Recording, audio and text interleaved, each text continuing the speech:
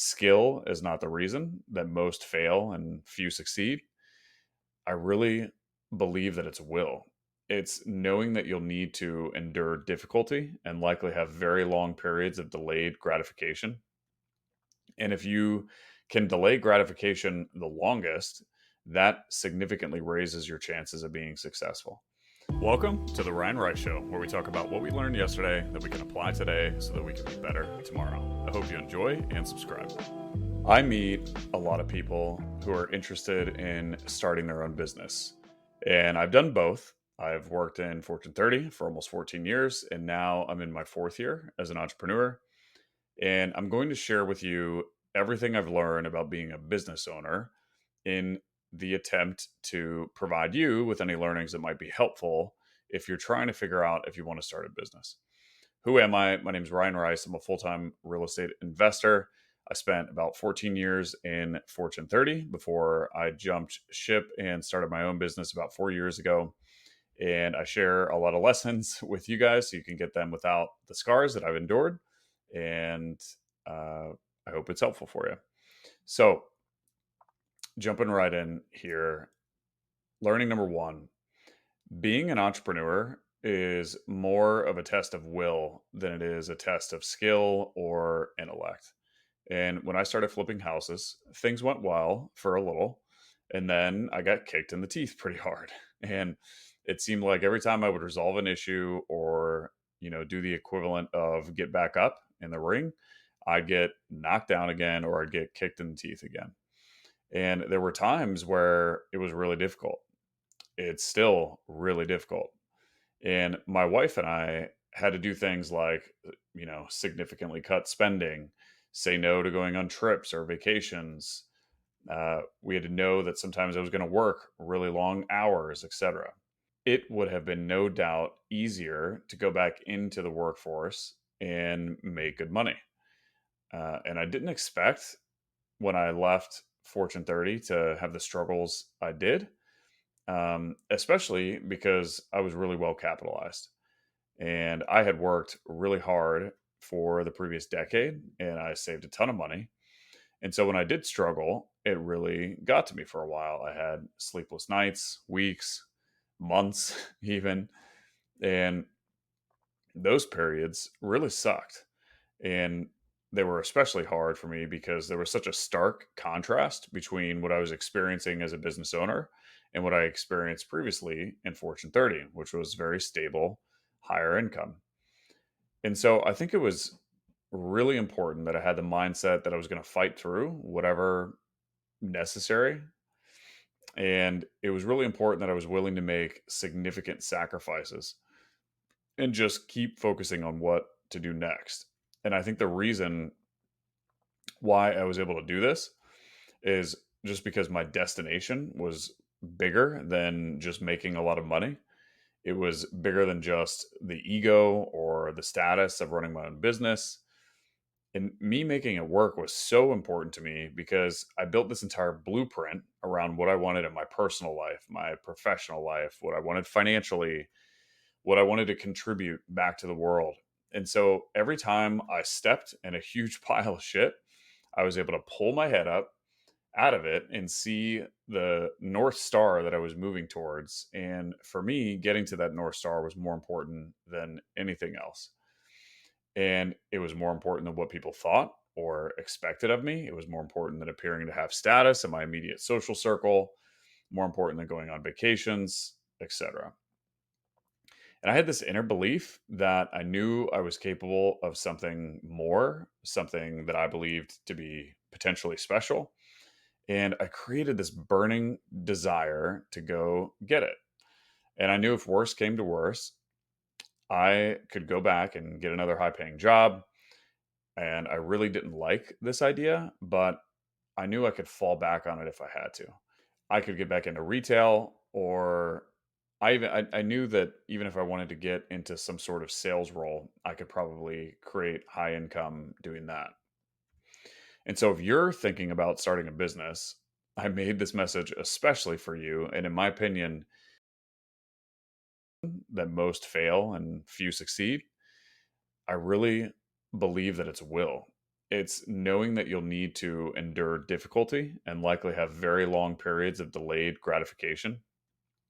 And if you can delay gratification the longest, that significantly raises your chances of being successful. You can delay gratification so long that your gratification just becomes playing the game itself. Like that's where you get a feeling of gratification from, is just by operating your business. Then that is when you know that you've won.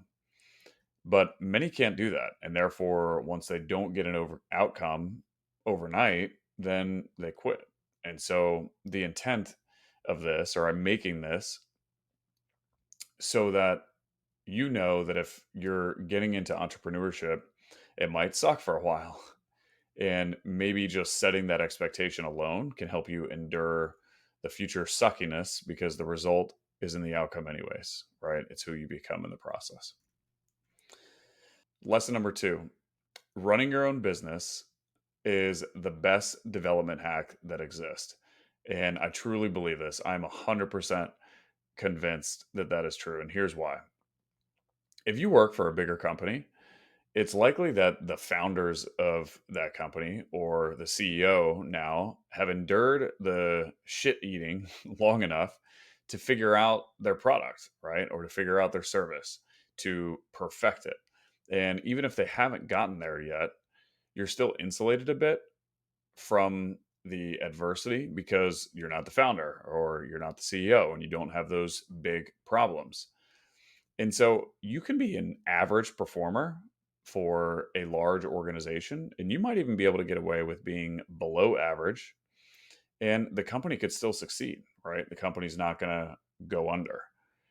And it's the company's job to set up their system, their operation, so that you can plug an average person into that operation and it can run as intended, which means you can convince yourself that the machine is running well because you're good, when in all reality, you could be replaced by a million other equivalent people to your skill set, and the machine is going to still operate all the same because the founders of the business or the highest up leadership has purposefully set the business up in that fashion.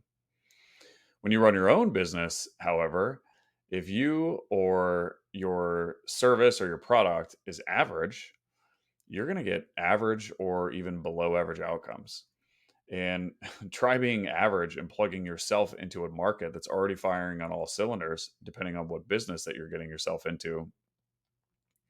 You're going to really grind and you're going to really work hard at best. And at worst, you're going to go out of business. You're not going to survive.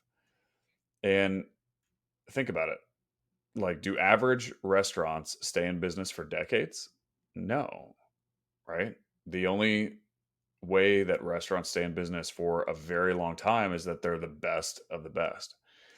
And so that means in order to succeed in business, you have to become someone that is capable of creating something great.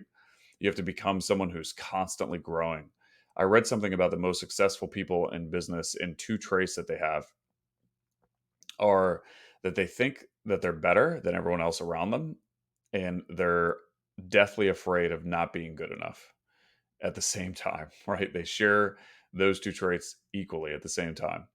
And what I interpret that to mean is that successful people think and know that they're capable of being above average or doing something special or doing something great. But the fear of them not reaching their potential has them yearning for this constant growth. And it's that constant desire for growth that keeps them always chiseling away to perfect their service, to perfect their product, to perfect their leadership, right? Just to become a better human in general. And I experience a little bit of what I talked about a little earlier. When I was at Target making multiple six figures a year, I thought I was pretty good. And I quickly realized when I shifted to being a business owner that I wasn't even half as good as I thought I was. And that's okay, right? It's okay that I realized that. What's most important is that I just kept taking action to get better than I was the day before. And I took action to become a better leader, a better salesperson, a better marketer, a better head of finance in my business, and even a better husband, a better father, a better friend, a better son. And what's crazy is I look back at the growth and I'm proud at the growth that I've achieved. I'm proud of how far I've come in the past 5 years. Yet I look forward and I see what feels like this vast, endless ocean of how far it is that I still have to go. And that excites me, weirdly enough. But I'm 100% convinced that if you want to become a better human, become an entrepreneur and don't quit. That's the key, because you could start a business and then if you quit, it defeats the whole purpose, right? The whole point of this entrepreneurship being the best self development hack that exists is you have to make sure that you don't quit, because the only way that you get better is if you don't quit. And then, therefore, in order not to quit, you have to get better so that your business doesn't go out of business, right? Real quick, as you guys know, I just recently started this podcast. If you could give it a rating with a quick tap of the thumb, that would mean the world to me. And even more importantly, it could help spread the word to a broader audience, which in turn could help change a life. Thank you so much, and let's get back to the show. And don't quit even when it gets really shitty. The only way to grow your business is to become someone capable of growing a business, which means many times your best just needs to become better. The third lesson I learned is there are mercenary business owners and there are missionary business owners. And the difference is that one is just trying to make as much money as possible, as quickly as they can. And the other is serving a higher purpose, serving a higher mission. So, for example, to become the best home buyer in all of Virginia is an example of being mission driven, right? If the purpose of my business is to become the best home buyer in the state of Virginia, I'm going to operate it differently than if the purpose of that business is to get to a million in gross profit in 1 year as quickly as I can, right? In one scenario, I'm fine growing slowly because I want to figure out how I can maximize a homeowner's experience and really nail operations before I scale. And in the other scenario, I'm fine scaling as quickly as possible because all I care about is getting to the $1 million mark. And I think what's cool in business is both exist. There are mercenaries and there are missionary driven business owners. And I think many mercenaries do just fine, right? They're in it to make money and they figure out a way. And because they're driven to do that, they make money. The most successful entrepreneurs that I've seen, however, are mission driven. They set their business up to pursue this mission and they don't stop until that mission is met. And in many cases, that means constantly iterating on how to better serve their customers, right? Constantly studying their customers, figuring out how they can do better and obsessing over that. And that mission seems to set entrepreneurs apart versus those that are, mercenary driven.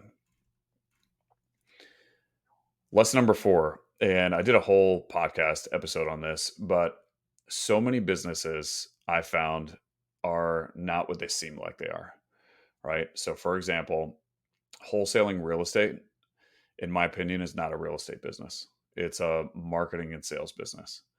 And flipping houses is a little bit closer to a real estate business, and it's super laser focused on construction. You have to do construction well.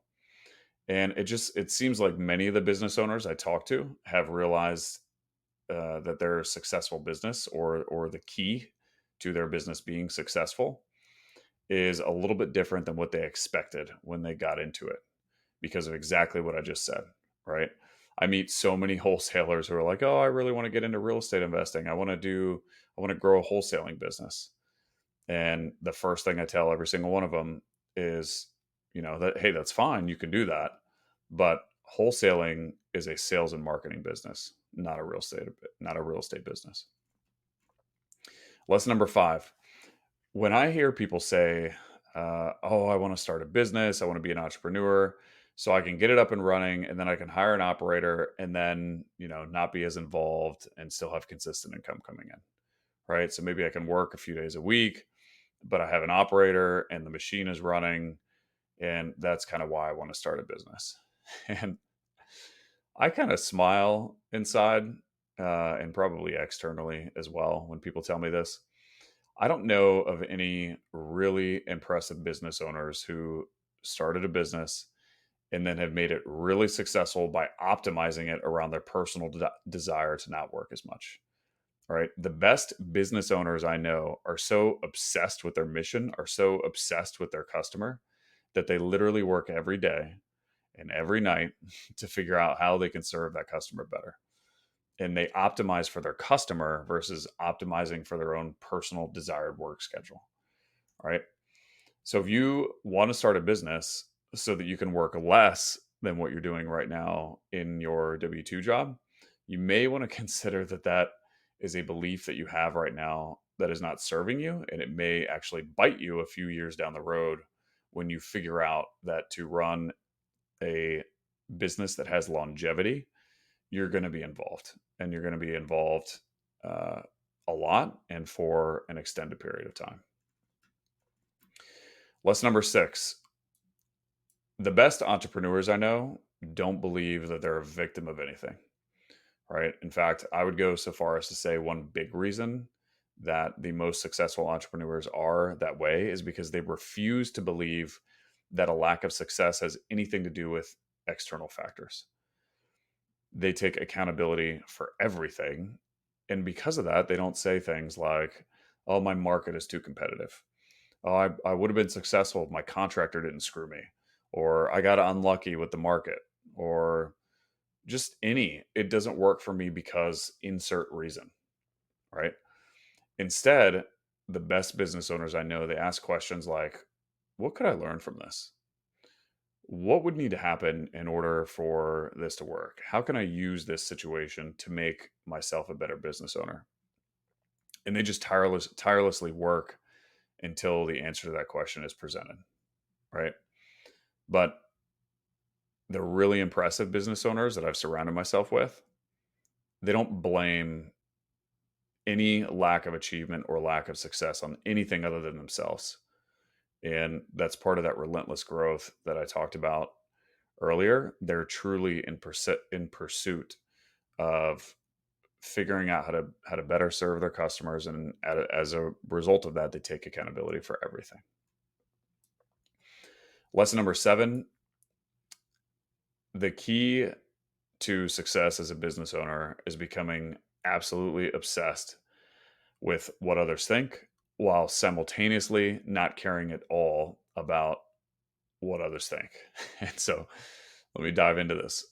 What I mean is you have to become utterly obsessed with what your customers think and how they think, what they believe, where to place their attention, what is it that they want, how do they want to get there, et cetera, et cetera. And in order to figure that out, you have to iterate over and over and over. And that's going to take some time, which means to figure it out, you might have to endure some adversity for a really long time, right? Because you have to put a lot of effort and sacrifice into understanding your customer and truly figuring out what it is that they want, need, and how to give it to them. And to successfully endure that for a long period of time, to successfully endure adversity for a long period of time, and then to not care about others thinking about the fact that they see you eating shit for a while, you just have to get really good at not caring what other people think, right? And so it means that you don't care about what your friends think about the decision that you made to start your business, or how others will judge you because you took a step back in status from your, high paying W-2 job to now you're barely making anything because you just started this new thing, right? You have to not care about that. You have to not care that you don't have a $750,000 house in this pristine neighborhood or drive a $60,000 to $70,000 car. You have to figure out how to turn that switch off. And because you don't care about those things, you have the ability to simply focus on what it is that your customers care about and not worry about anything else. And when you do that for a long enough period of time, then you can win. So when I say become absolutely obsessed with what others think while simultaneously not caring at all about what others think, You care about what one person thinks, and that is your customer, and you put a ton of effort into being laser focused on figuring that out. But you have to care nothing about what anyone else thinks about you doing what it is that you're doing. And so these are the things that I thought might be helpful for you to know before jumping into starting a business. These are all learnings that I've had while running my own business, learnings that I've experienced from jumping from W-2 to entrepreneurship. And I thought it'd be helpful for uh, me to know. Had I known some of these things prior to jumping in, I think I would have operated a little bit differently. And so I share them with you in the event that that is helpful for you before you jump in. So I appreciate you guys listening. Thank you guys so much. I love you guys, and I'll see you in the next one.